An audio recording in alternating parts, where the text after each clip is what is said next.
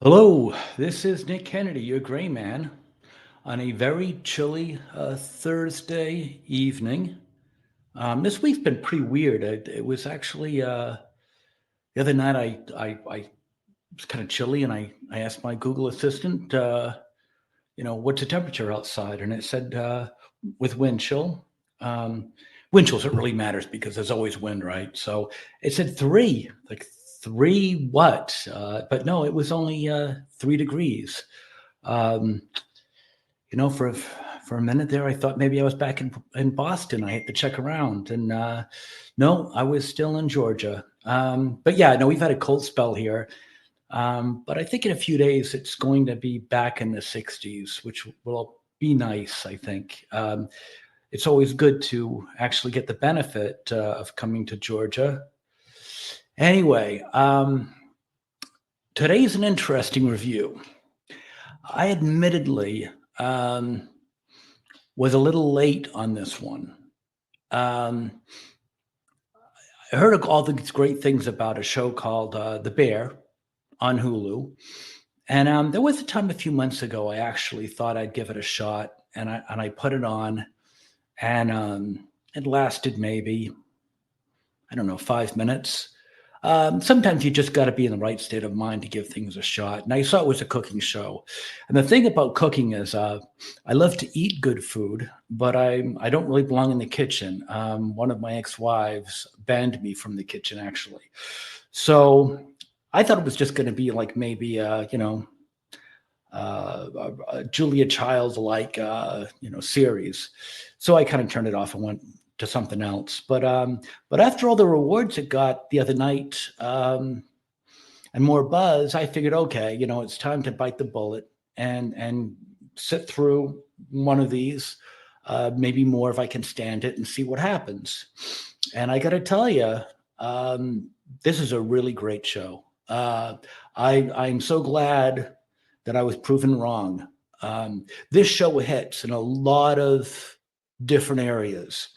And I think to look at this as a show about cooking is to not do it justice. I think we're going to get into that, but I just want you to know that, yeah, at this one, I was late to the dinner table.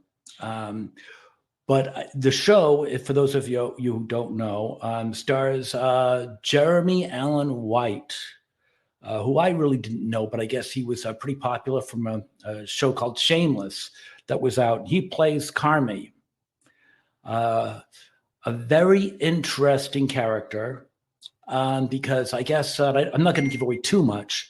I'm just going to stick with the general premise, and that was that he came home. There was a tragedy in the family, and he came home. He was actually a chef in New York, and he was very successful there, very highfalutin restaurant, the best of the best. And he was like, I gathered that he was like number two chef there. And through a family emergency, he had to come home, and his brother owned a little restaurant. It looks like it's probably in the poor part of Chicago. And he's trying to hold everything together.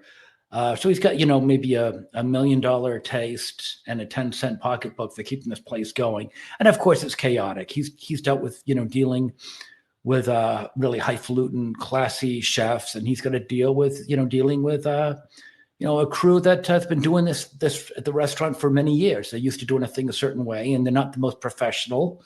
But I guess he's come into a system that he's going to make work. And the interesting thing is that I gather, and I've only watched now 5 episodes. It's been out for 2 seasons. So those of you who probably have watched all the 2 seasons, I'm probably going to say a lot, or some here anyway, that correctly or incorrectly foreshadowing. I don't know if I tend to think I know where some of this is going to go, but essentially it seems to me that he's trying to get this place running better. He knows he can get it running better. He's frustrated. He's got bills. He's trying to get this place running. He's got people that don't understand what he's trying to do. He's got health inspectors that want to condemn the place. It's just a really, really chaotic situation. And surrounding him are also workers that that are struggling. You know, it's hard for a new boss to come in and start changing everything, and they don't know what it's like to serve. You know, the uh, highfalutin clients where he's been surfing in New York. They just know how to make a cheesesteak. Actually, it's Chicago, not Philadelphia, though. But I did see cheesesteak, so I know they make them. Anyway, the supporting cast is pretty interesting too. What I like about this is you get to know the characters, and then you get to know kind of the layers of the characters.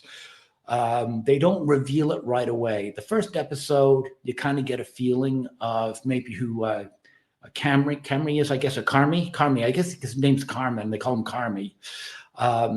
And then there's he calls him cousin, Guy Ritchie. I don't think they're actually related, although they do call each other cousin for one reason or another. I don't really know why.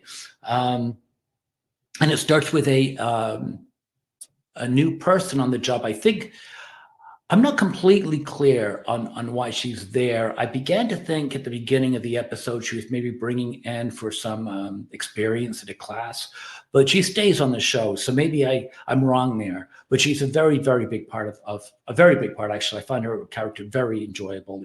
And she's Sydney. This is played by a woman, young woman. I mean, she's probably Gen Z. She actually grew up in Boston, my old stomping grounds, and I guess her father was Nigerian. Now, my wife will probably kill me for mispronouncing her name, but she did tell me that her name meant joy in Nigerian. My wife's Nigerian, but it's I'm trying to think what it's Ayo Idebiri. And that's, I'm sure, butchered, and I apologize, but that's her name, Ayo Idebiri. Anyway, and she hasn't really done much. She's done some voice work before her work here. I looked up, and I didn't really see a ton, but she's young. My daughter's her age, and it's a very curious character too, because I think that she shares the dream with Carmi that this place can actually be more than what it is. She actually was one of the few people who recognized his greatness. And she's like, why are you working here? Or what are you doing here? She said, and his response was making sandwiches. And there's many layers to her too. First of all, she's very smart in the show now. She's very smart. She adds a breath of fresh air. She's kind of a cutie. She comes in and she knows what she's doing. She knows what Carmi, what direction he wants to go in, and she's trying to assist him. She's probably more clerical than he is. He can make a great dish, and she sees how money is like walking out the door, or how they can get things better organized and make more money. You know, she's the books, really, or at least she should be. At this point in time, I think he's working the books, and she's taken over the head chef duties, which is kind of an interesting. I thought it should be the other way around. Anyway, maybe it'll happen that way. Those of you who watch the show all the way through, maybe. Ritchie, now that's an interesting guy too, because a lot of times, you know, you see these characters and you just kind of assume what they are, and Ritchie ends up, quite frankly, being a real pain in the ass. He's one of those guys that when you see, you just want to punch him. And you dismiss him as just being this kind of a jerk. The interesting thing about it, the character, is that I found the more you learn about him, the more you realize that there's layers to this guy. He's not just this big jerk that you can't get rid of. And I don't really know everything about him. I'm at the point where I'm beginning to see parts of his personality that they're revealing now that they didn't prior. So I don't know. I know he's probably got some issues with his daughter. I think he's married. I'm not really sure. He might be divorced.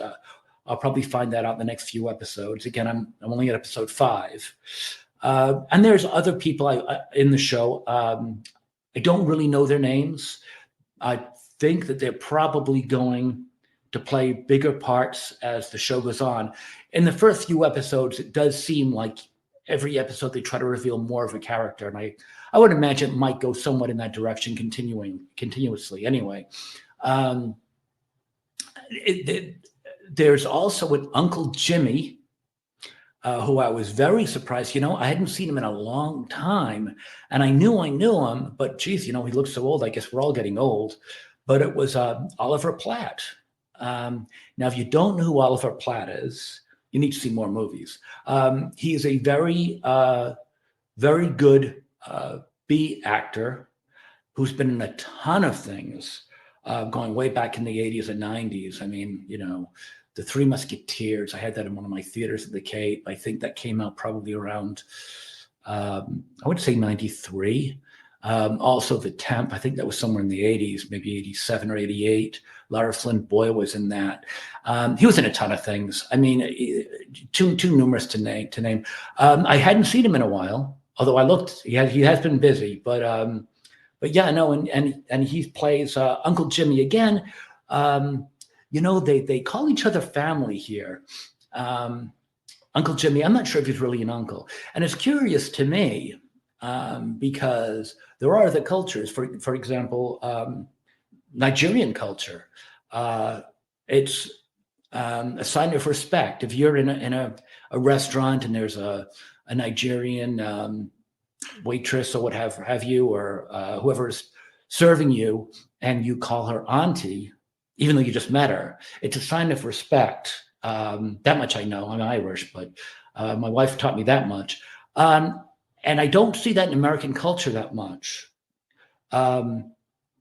This show, though, it does seem to have it. They call each other cousin and uncle, and I get the feeling that they're not really related, which is interesting. There's also an overtone of Italian, which I wouldn't understand with my second wife with Italian. I know all about the food in Italians. Believe me, my goodness, you go over the in-laws at the holiday season, and all the daughters were trying to outdo themselves with cooking.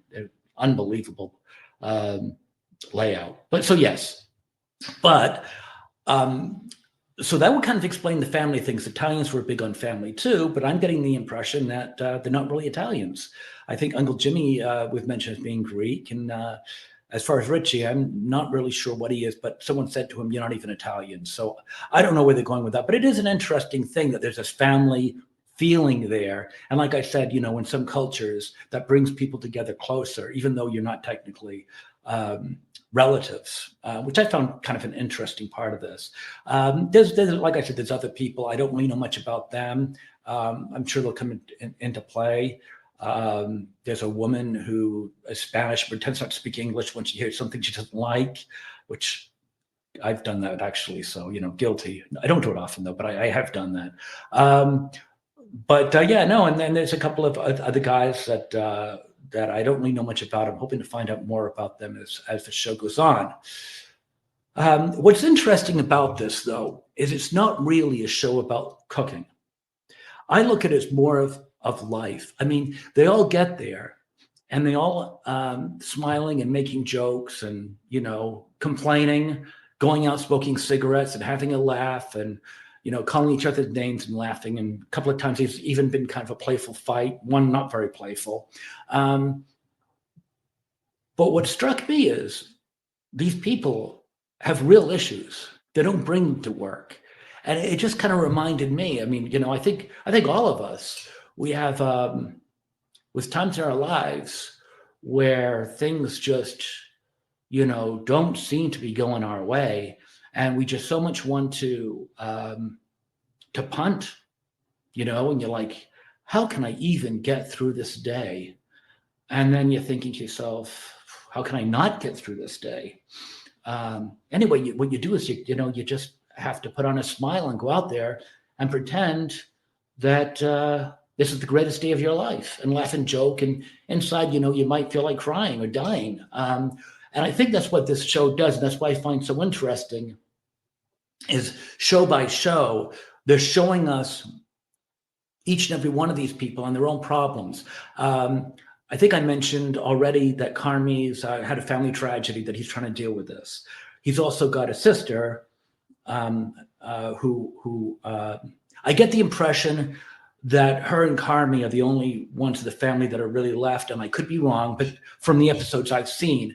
And if I had to guess, I've not seen a ton of her, but I would tend to think that she's reaching out for him because he's the only family she feels she has left. And he's not there, and he's trying to get the restaurant going, and she's trying to deal with loneliness. She's got a husband who the family hates. I want to say family, I mean family as in the restaurant family as well as her real family. I guess he's not really a well-liked guy. Don't know how that's going to play out, which is interesting. But yeah, so I mean, the sister's probably suffering with loneliness and obviously mourning of the death of her brother. You get Carmi, who's trying to deal with the death of the brother and also getting the restaurant running. Now you got Sydney, who's played by that young Nigerian. I don't want to pronounce her name again. I might mispronounce it. Ayo Edibiri. Ayo. I'm sorry, Ayo, if that's you. I'm doing the best I can. Anyway, she's really a very interesting character because she, from what I can see, is Gen Z. I mean, she's around my daughter's age. So I kind of know. And she's a mystery so far. I mean, she comes in, she really knows the business. She really has the big overview of what he wants. And she shares that ideology with him.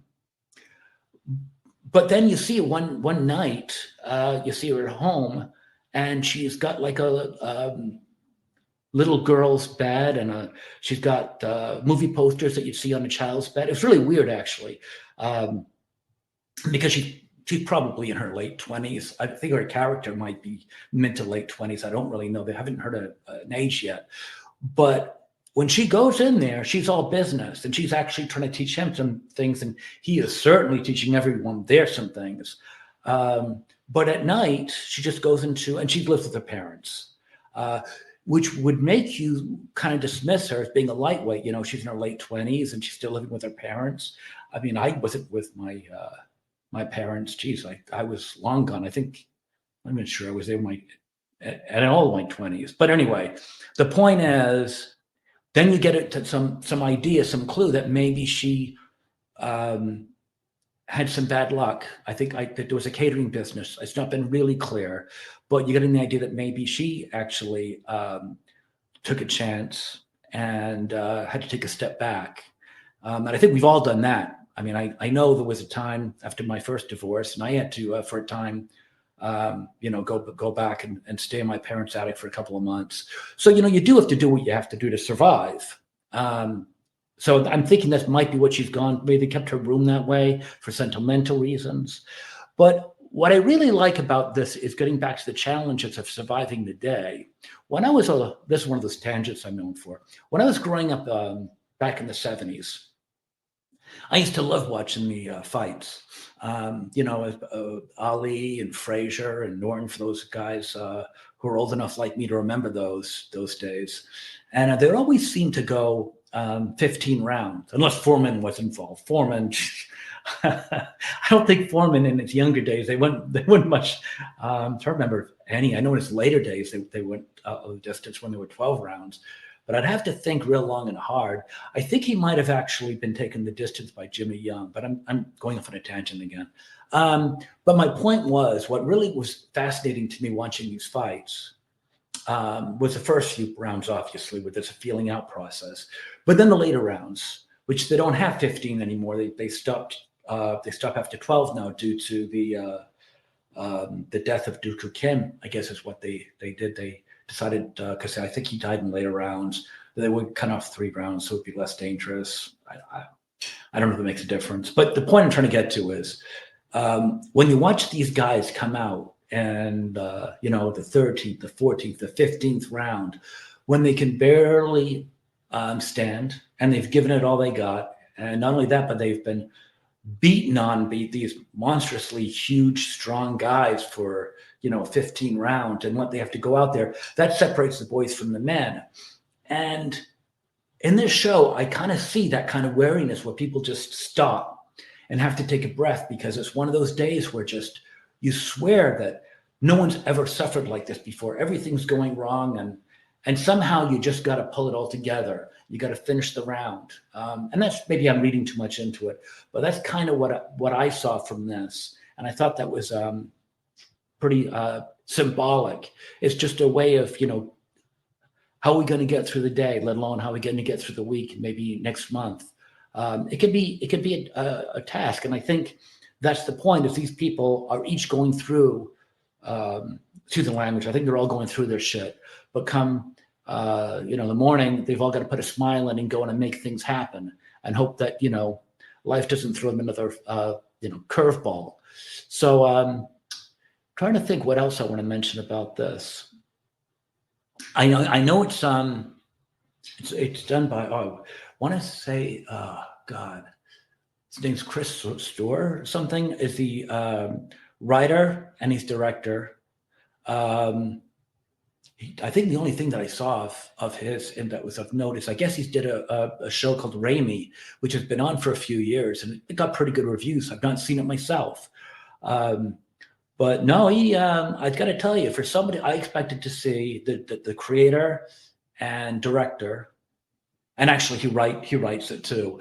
I thought that he would have a long resume of this stuff working his way up, but actually he looks pretty young, and I didn't really see a huge backlog. He obviously had some experience, no doubt, but I'm pretty impressed with this show for somebody who hasn't been around for an exceedingly long time. But yeah, I mean, I thought it was it's pretty clever.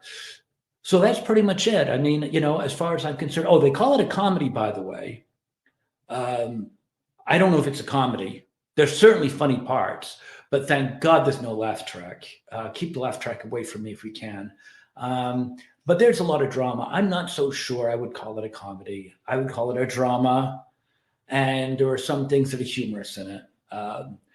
But yeah, no, and I got to tell you, if I've got to give this a scale, I'm still working on kind of a scale to give. On a scale of 1 to 10, though, I would have to give this a 9. However, I've only seen 5 episodes. So I might come back next week or next month and bring it down a little bit. But for the first 5 episodes of something I did not want to watch, wasn't looking forward to, it's about as pleasant a surprise as I've gotten recently. So yeah. So if you have any thoughts about it, or you think I'm wrong about something, if you think I'm completely off base, let me know. If you agree with me, let me know. And if you like it, like, subscribe, share, and I hope this was good for you too. And I'll talk to you later. This is Nick Henry, your gray man, signing off.